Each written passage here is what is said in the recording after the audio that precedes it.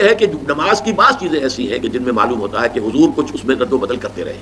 کبھی آپ نے ہاتھ بالکل کھلے چھوڑ کر بھی نماز پڑھی ہے, کبھی آپ نے ہاتھ نیچے باندھے ہیں, کبھی اوپر باندھے ہیں. اسی طریقے سے رفع یدین کبھی ایسا بھی ہوا ہے کہ آپ نے وہ کی ہے جیسے کہ اہل حدیث حضرات کرتے ہیں. اور جیسے کہ السلام علیکم ورحمۃ اللہ وبرکاتہ. امید ہے آپ لوگ سب خیریت سے ہوں گے. میں بھی الحمدللہ اللہ کا لاکھ لاکھ شکر احسان خیریت سے ہوں. دوستو آج جس ویڈیو میں ہم لوگ بات کریں گے وہ ہوگی رفع الیدین. یعنی کہ کچھ لوگ ایسے ہوتے ہیں کہ جو نماز پڑھتے ہیں تو بار بار ہاتھ اٹھاتے ہیں اس طرح سے, چاہے وہ رکوع میں جائیں, چاہے وہ سجود میں جائیں, چاہے وہ سجدے میں جائیں, تو اس طرح سے لوگ کرتے ہیں بار بار رفع الیدین جسے کہتے ہیں. تو آج اسی مسئلے پہ ہم اس ویڈیو پہ جانیں گے کہ کیا کرنا چاہیے یا نہیں کرنا چاہیے, یا صحیح ہے یا غلط ہے, یا نماز ہو جائے گی یا نہیں ہوگی, یا جو کرتے ہیں وہ کیا کرتے صحیح کرتے ہیں, یا جو نہیں کرتے ہیں ان کی نماز نہیں ہوگی یا ہو جائے گی, یا تو جو بھی کنفیوژن ہے رفع الیدین کی کہ وہ صحیح غلط ہے, یہ تمام چیزیں ہیں آج ہم جانیں گے اس ویڈیو کے ذریعے سے. تو ویڈیو کو آپ لوگ اینڈ تک ضرور دیکھیے گا اور آپ کی یہ کنفیوژن بھی دور ہو جائے گی کہ کرنا صحیح ہے یا کرنا غلط ہے, یا جو معاملہ ہے اس کا. تمام علماء کی اپنی اپنی الگ رائے ہیں اور تمام دلیلیں ہیں, تو یہ سب جانیں گے اس ویڈیو کے ذریعے سے. تو اپنی کمنٹ میں ہمیں اپنی کمی قیمتی رائے ضرور بتائیے گا کہ آپ کا اس معاملے میں کیا کہنا ہے, رفع الیدین کرنا چاہیے یا نہیں چاہیے, یا صحیح ہے یا غلط ہے, یا جو بھی معاملہ ہے آپ کا. تو چلیے پہلے بنا دیری ہم لوگ ویڈیو اسٹارٹ کرتے ہیں, پھر انشاءاللہ آگے بات کرتے ہیں اور پوری حقیقت سچائی جانیں گے. ویڈیو کو پورا شروع سے دیکھیں گے, ٹھیک ہے, اینڈ تک پہ. کیا ہے رفع الیدین کی جو ہے دلیلیں کیا ہیں. جو بنا رفع الیدین کر کے نماز پڑھتے ہیں, جیسے کہ آپ نے دیکھا ہوگا کہ زیادہ تر ہندوستان پاکستان میں لوگ بغیر رفع الیدین کے ہی نماز پڑھتے ہیں. اہل سنت والجماعت کا بھی یہی عقیدہ ہے کہ وہ لوگ رفع الیدین نہیں کرتے ہیں. تو آخر رفع الیدین نہیں کرتے ہیں تو اس کی دلیل کیا ہے؟ اہل سنت والجماعت کے پاس اس کی دلیل کیا ہے؟ کیا رفع الیدین چھوڑنا صحیح ہے, کیا رفع الیدین چھوڑنا غلط ہے؟ تو آپ اس کی بھی کنفیوژن دور ہو جائے گی آپ کو. تو آپ اپنے ہی علماء سے اس کے بارے میں دیکھ لیجیے, قرآن اور حدیث سے پوری ڈیٹیل کے ساتھ آپ کو بتاتے ہیں. اور اس کے بعد کچھ دوسرے فرقے کے علماء ہیں, ان کی بھی بات آپ سن لیجیے, تو ان کی بھی آپ کو کنفیوژن دور ہو جائے گی, تاکہ آپ کو اچھے طریقے سے سمجھ میں آ جائے گا کہ رفع الیدین کا مسئلہ کیا ہے اور اہل سنت والجماعت, تاکہ آپ کی جو کنفیوژن ہے نا نماز کو لے کر کے وہ دور ہو جائے اور آپ اچھے طریقے سے سمجھ جائیں رفع الیدین کے مسئلے کو. تو آپ ان کی ویڈیو دیکھ لیں اور آخر میں ہم کو کمنٹ کر کے اپنی رائے بھی. امام شافعی اور امام اعظم ابو حنیفہ علیہ رحمۃ فقہ میں اختلاف رکھتے تھے. امام شافعی رفع الیدین کے قائل تھے, امام اعظم حنیفہ کہتے تھے کہ رفع الیدین منسوخ ہو گیا ہے اور حضور علیہ السلام کا آخری عمر کا عمل ناسخ ہے پہلی عمر کے عمل کا, تو لہٰذا یہ درست نہیں ہے. لیکن امام شافعی کہتے تھے میرے پاس یہ دلائل ہیں. خیر, امام شافعی اپنے شاگردوں کے ہمراہ امام اعظم ابو حنیفہ کے مزار پہ آئے, تو وہاں جب نماز کا وقت ہوا تو امام شافعی نے نماز پڑھی تو رفع الیدین نہیں کیا. تو شاگردوں نے بعد میں سوال کیا کہ حضرت رفع الیدین نہیں کیا. فرمایا اتنے بڑے امام کے سامنے مجھے اپنی تحقیق پہ عمل کرتے شرم آتی. یہ ہمارے بزرگوں کا طریق تھا, یہ ان کے اندر توسع تھا, ان کا ظرف اتنا بڑا ہوتا تھا. ہم چھوٹے چھوٹے ظرف کے لوگ ہیں, بہت چھوٹے, پست قامت. لہٰذا ہمیں بس تفریق کی بدکاری ہی کرنی ہے. ہم سمجھتے ہیں شاید اس سے ہم اپنے قد کو بڑھا سکیں. رفع الیدین اختلافی مسئلہ ہے.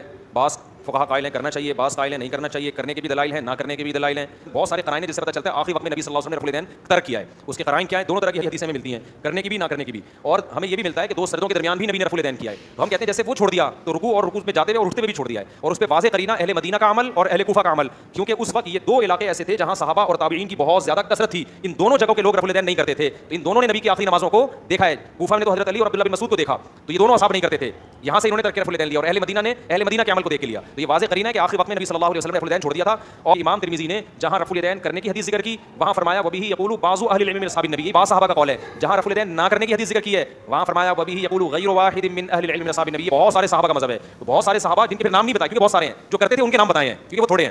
نبی نے جب رفع الیدین کیا صحابہ نے بیان کر دیا, جب نہیں کیا تو بیان تھوڑی کیا اس کو کہ اس دفعہ رفع الیدین نہیں کیا نبی نے. باقی نبی کا اپنا عمل زیادہ کیا تھا. امام ترمذی سے پتہ چلتا ہے, امام بخاری کے شاگرد امام ترمذی نے رفع الیدین کرنے کی حدیثیں ذکر کی اور اس کے بعد کہا وبہ یقول بعض اہل العلم من اصحاب النبی صلی اللہ علیہ وسلم, یہی صحابہ میں بعض صحابہ کا مذہب ہے. اور جب رفع الیدین نہ کرنے کی حدیث ذکر کی ہے امام بخاری کے شاگرد کیا کہہ رہے ہیں وبہ یقول غیر واحد من اہل العلم من اصحاب النبی صلی اللہ علیہ وسلم, یہی اہل علم بہت سارے صحابہ کا مذہب ہے. کرنے کی بات آئی تو بعض کا, اور ان بعض کے نام بھی بیان کیے کہ یہ قائل ہیں. جب نہیں کرنے کی بات آئی تو کہا بہت ساروں کا مذہب ہے, اور ان بہت ساروں کے نام ذکر نہیں کیے, کیونکہ بہت سارے ہوتے ہیں ان کے نام مذکور نہیں ہوتے. میں پھر بتا دوں, میں رفع الیدین کے جھگڑوں میں نہیں پڑتا, کوئی کر رہا ہے کرتا رہا ہے, لیکن جو نہ کرنے والوں کو سمجھتے ہیں نا اندھے مقلد ہیں, تو کبھی آپ ہمارے پاس بیٹھو پتہ چلے. یہ ہے کہ نماز کی بعض چیزیں ایسی ہیں کہ جن میں معلوم ہوتا ہے کہ حضور کچھ اس میں رد و بدل کرتے رہے.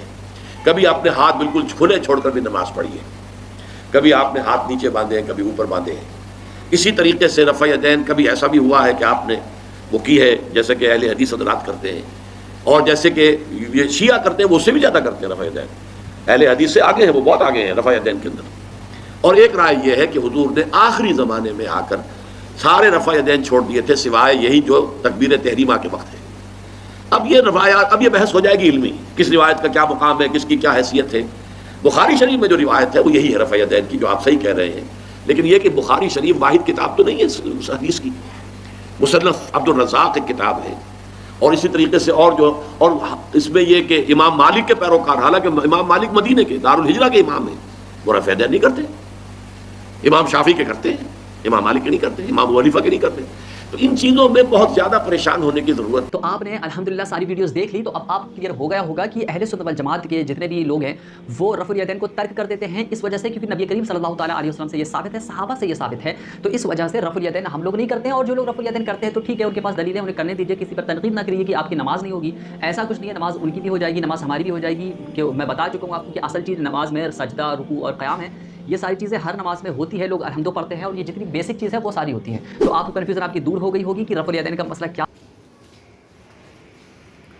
تو دوستوں، یہ تھا ہمارا ایکشن جو آپ نے دیکھا رفع الیدین کے بارے میں، اور مجھے لگتا ہے کہ سب کی کنفیوژن دور ہو گئی کہ وہ کرنا صحیح ہے یا غلط ہے، یا جتنے علماء تھے سب نے اپنے لیے دلیل پیش کی.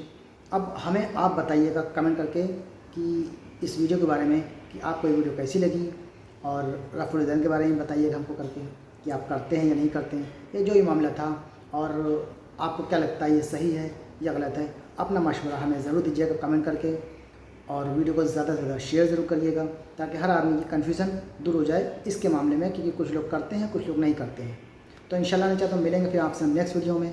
تب تک کے لیے السلام علیکم ورحمۃ اللہ وبرکاتہ.